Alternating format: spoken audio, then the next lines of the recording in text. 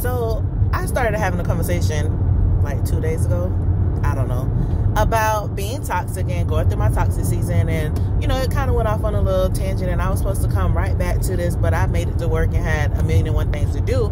But I'm back now, okay? So one of the things that I was talking about during the toxic season, well, in that whole little spill, let me not be so close. One of the things I was talking about is I started to address how people have this tendency to talk about people being toxic and being, dang, now I can't even think of the word. It's not really arrogant or whatever, but it doesn't matter. When I think about it, I'll let you know. But anyway, so this idea that people are, narcissists. Thank you. Look, when you let it go, it comes to you.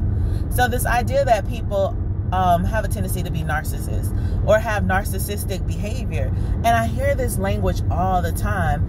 And one of the questions that was posed to myself as I go through my thought process and my quiet time and meditation and, you know, all this stuff is it that a lot of people are narcissists, or is it that the people who believe someone else is a narcissist is actually putting up narcissistic behavior? So the question that came to me is it the fact that those individuals are trying to change you, or do you have an expectation of someone, maybe that's your lover, your friend, that they're not living up to, and so you feel as though they should pretty much change their behavior because of how they respond to you or how they treat you? So of course this goes into, and that might be confusing. If it is, play it over and over again until you figure it out. But one of the things that it made me think about is, are you being active, proactive, or are you being reactive? And so if you are being proactive, meaning someone does something, you feel like it can kind of come off as them being a narcissist, right? Pose the question to yourself, are they being a narcissist? And then make sure that you don't have any preconceived notions. Check yourself first, and then give yourself some type of pre-thought of response or action. So if someone's being a narcissist, you say to yourself, and this is how you create boundaries, because boundaries are truly for yourself, it's not for the other person. So you say, if this happens, this is going to be my response to it, because then it's pre-planned. And if that continues to happen, say, you know, it happens once, somebody calls you out your name, you check them. Hey, you don't do that, because you got to make sure you check them. Because a lot of times we just feel like people should know how to treat us. And no, we teach people how to treat us. Hey, you don't say that to me. I don't like this, whatever it may be. Don't, that's your thing. Don't do that. If you do that, this is what's going to happen. And then make sure you stick to whatever you set out for yourself. Because if you do a if and a don't, and then you plan out this is what's going to happen, and then you don't do it, you're lying to yourself and lying to them. And at the same time, you're tearing down you. Because they're going to keep doing what they've been doing. That's their actions. They're showing you who they are. But you aren't living up to yourself, your own expectations of who you are and what you stand for. So, let me get back to it, right?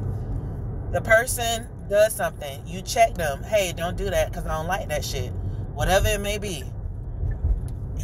Whether you tell it to them or not, you can tell it to them, or you can just have your response already figured out. If this happens again, this is how I'm going to respond to it. If it happens again, and of course, you guys, you know, be realistic about stuff. Like, you're not going to change people overnight, but there's a difference between somebody having habits of you know, how they respond to somebody being disrespectful towards you. And so that's what you need to figure out for yourself. But if it's just blatantly disrespectful and you see that they treat other people differently, then you go ahead and stick to your guns and make a move. If you said that you're not going to fuck with them no more, you're not going to mess with them no more, don't mess with them no more. because they messed up and you gave them the opportunity to fix it. This is not, I tell the kids a lot of times when I'm teaching, I say, this is not baseball. It's no 3 strikes. I ain't got time for that. You had your warning, and then this is the response to it. Because at some point, somebody got to show you that we sticking to what we say. So that 3 strike system, if that's what you want to give, 3 strikes, that's your business. But over here, I don't play sports. It's 2. It's the first one is the warning. Then the last one causes action. And that's with almost anything. You know, of course, like I say, if it's a lover, if it's somebody you done been with for however long, and you are now the person making the adjustments, but they're used to the way that you've been responding to them for years, then you got to play it a little bit differently. But if it's somebody brand new into your life and into your atmosphere, then they need to know straight up. You know, you be straight up and straightforward, and they need to know ahead of time.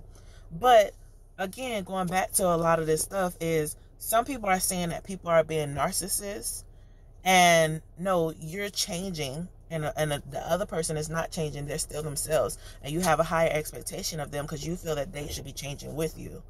And at that point, you again need to check you. You only have control over you. Stop. I feel, and this is my business, and you can tell me, you can say what you want to say. I feel like a lot of people are trying to change everybody else around them so that they can fit the mold for them and not change themselves. Because as I stated, you have control over you. The only person you can really change is you. And if you're not making those changes and those steps for yourself, then how do you expect anyone else around you to adjust? Y'all, I think this man homeless, so he pissing in the grass, but I'm not sure. It's a lot going on. Sorry if I keep looking off. Anyway, look, the devastation, the things you see in the morning. But anyway, outside of that, like I was talking about before, was me going through my toxic season. And this is some of the things that I'm realizing as I go through. One of the things is that sometimes number 2, sometimes we feel like we're properly communicating with people, and we're not. And I say that for men and for women, because we all feel as though we're doing our best to communicate, because we're talking, we're using words, we're trying to express ourselves. And it's like, well, I told this person X, Y, and Z, and usually that's not how it's coming across. And so I'm going to give you guys an example, and I got to run into this stove so I can go to work. I was going to say, nah, let me go run into this thing. Let me just say it. So I had a friend, and I asked my friend, do you need a ride home? And the response was, no, I'm going to stay here in X, Y, and Z. Now, previously, my friend had complained that, spending money on Ubers and, blah, blah, blah, because the car is messed up and all this other stuff. So, of course, when I heard this, for me, I was like, what? Like, who does not need a ride? Who said they need a ride? So it took me back for a second. Then, y'all, let me run in here first because I got to stop to another store. Hold on. I'm coming right back. All right, y'all, I'm back. I'm so sorry. But yeah, so I had made this comment to my friend, and I said, do you want to ride? And this is somebody I was talking to, and it was like, no, I'm going to stay here. I'm going to do, X, Y, and Z, whatever else that was planned. And then I was like, oh, okay. Mind you, we had a conversation about it before I got to that person. And then I don't know what happened with me, but in my head, I was like, dang, but you could have walked with me to my car. You could have, we could have had a conversation. Like, I kind of want to talk to you. I want to spend time with you, X, Y, and Z. Like, these are things that go through your head. And at that time, I didn't realize these were all the things that were going through my mind. But I only asked, did you need a ride home? And so, of course, when I got the no, it felt like, I can't even say almost, because I already did my work on it. It felt like rejection, right? And then the rejection feeling connected to neglect because we're supposed to be spending quality time together. And there was other things that were said and transpired, but I'm giving y'all the PG version, the friendly version, all that good stuff. But this is what happens when you're building relationships with people, right? You want to spend time together, whatever time that can be, especially when you have busy schedules. When it's two people with two totally different time schedules, but both are busy, you want to spend whatever time that you can with that individual. And so, it seemed as though it was an opportunity just to share a moment, right? And so, of course, things transpired, right? There was a text message. No, but later, you know what I'm saying? Like I'm not going to say I may have, it's no pretending. So I said, this is what I felt, this is what I wanted, this is what I thought. And so, of course, those things weren't what I said. Even though this is what I wanted, this is what I felt, this is what I thought, all of those things did not equate to what I had actually stated. And so the response that I received, of course, it wasn't pleasing at that moment. But later, and y'all, I really felt, look, here you go. I really felt like I was valid in how I felt at that time. And it was, and I was. There's no denying it. That moment when I felt what I felt, I was valid. And then a couple days later, because I stayed tapped in, tuned in, turned on, I had a moment where I was like, you were dead wrong. And of course, me having this with my inner self, you're wrong. And I was like, what? Look, what? What you mean? What you mean, Shawty? I was like, no, you're wrong. You're dead wrong. And I had what was even funny is that, usually when we have these moments, we always seek an audience, right? Or we seek to tell a friend and have this, have these things come in, another confidant, where we can see were we really valid in how we felt and what we did. And so with one of my friends, in between me figuring out for myself that I was wrong, I had a conversation. I was like, hey, this is what happened. Even when I was texting it, I was kind of like, I don't know if I'm just being emotional, or I don't know if, this makes sense logically. Like I really was doing a little bit of introspection. And so, of course, my friend was like, if that's what you feel, blah, blah, blah, but the expression from my friend was, a lot of women do that. And I was like, yeah, but X, Y, Z, like, no, a lot of women do that. But if you felt that way, if you felt the need to say that, if you wanted to get those things off your chest, then you said it. And so I was like, I sat with it. Like I said, 2 days later, it was like a slap. It was like a slap in the face. And I was just really like, dang, I'm dead ass wrong. And that's the type of conversation that I have with myself, is I'm very forthcoming. The same way I talk to my friends, the same way I talk to people, I talk to myself and have these same moments of realization and these same moments of, understanding. And so after I realized I was wrong, I called my friend again and was like, dang, I'm gonna have to send an apology. Like, I have to apologize. I owe, this person an apology, because this person stated exactly how they felt and what they needed to do for them. And because I, being who I am, I being myself, worried about my own personal feelings, my feelings for what I wanted was more important to me than the feelings that they had for themselves. And even though I was listening to what they said, I was like, but what you're saying doesn't make sense. You guys ever have that, like, when somebody's like, oh, like, even with, I'm gonna just tell you the situation. So the person was like, oh, I'm tired. What it was, oh, I'm tired, but I'm gonna stay here. I'm gonna have a conversation with these people and X, Y, and Z. So I think that is what led into that feeling of, almost like rejection, right? Is Well, I'm asking you if you need a ride home, which would help you get there quicker, help you get the rest that you need because you'll be in a space that you need to be in. But also, of course, this is how the mind is thinking, right? But also, it allows us to hang out, chill, whatever it may be. And at the end of the day, I hate to say like killing two birds with one stone, but it was just like, it was a lot of checkoffs. Like what you're saying, if you're tired, why would you want to stay here at work even later? You get like, I was processing all this stuff. I was trying to think for someone else, and that should not happen. You cannot think for someone else, and you cannot plan for someone else. You can only plan for you, and you can only think for you.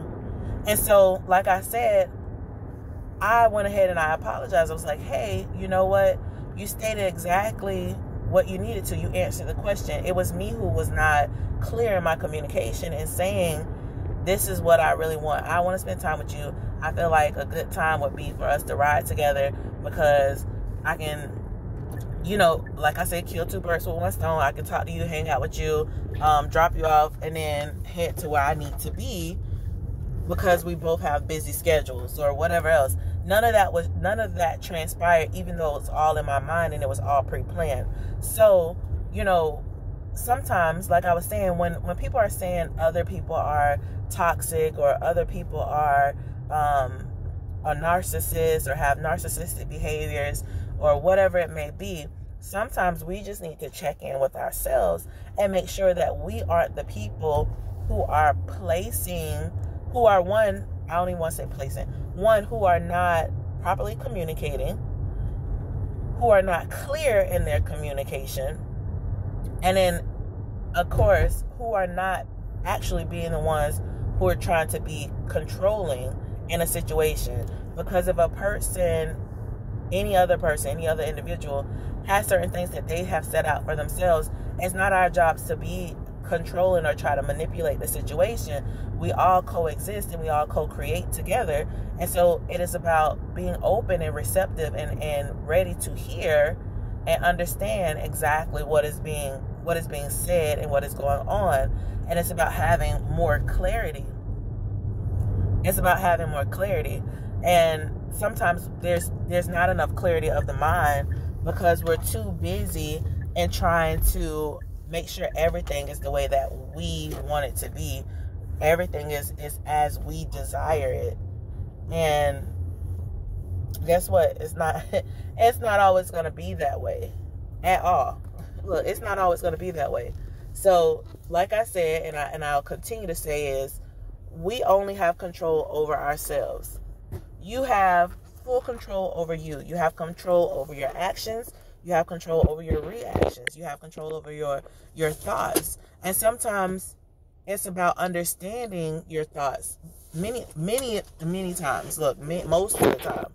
It's about understanding our own thoughts, because sometimes we think we're perceiving something to be one way, and that's definitely not it. Or we continue to repeat certain thoughts, and it plays out because it's so automatic. It's so unconscious that we have to have some type of action, and that could be through someone else, right? It can be an interaction through someone else that allows you to see that there are some unconscious things that need to be brought to the conscious so that you can readjust and reevaluate certain parts of your life so that things can flow in a better stream, right?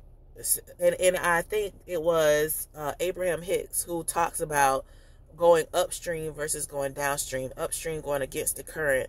A lot of times our thoughts are always going against the current versus turning it around and being in a place where you are going downstream, where your thoughts and your actions are going with the current, and where you're able to manifest things a lot quicker. And I'm going to talk to you guys. I'm going to come back and talk to you guys about manifesting and being in alignment and things like that. But this has been my year of alignment. That's been my word. Every year I have a word that I ultimately embody. And so alignment this year was my word of embodiment. And I must say it has been very eye-opening. And a lot of things have changed, and you guys are going to see a lot of that stuff coming soon, very soon. But you guys, I gotta go, and I made it to work. Please subscribe to the page. There's so much more content that's coming. Please take your time with me. Be patient with me. You guys, like, I got a million and one things going on. I know I say that all the time, but I have several books in the works.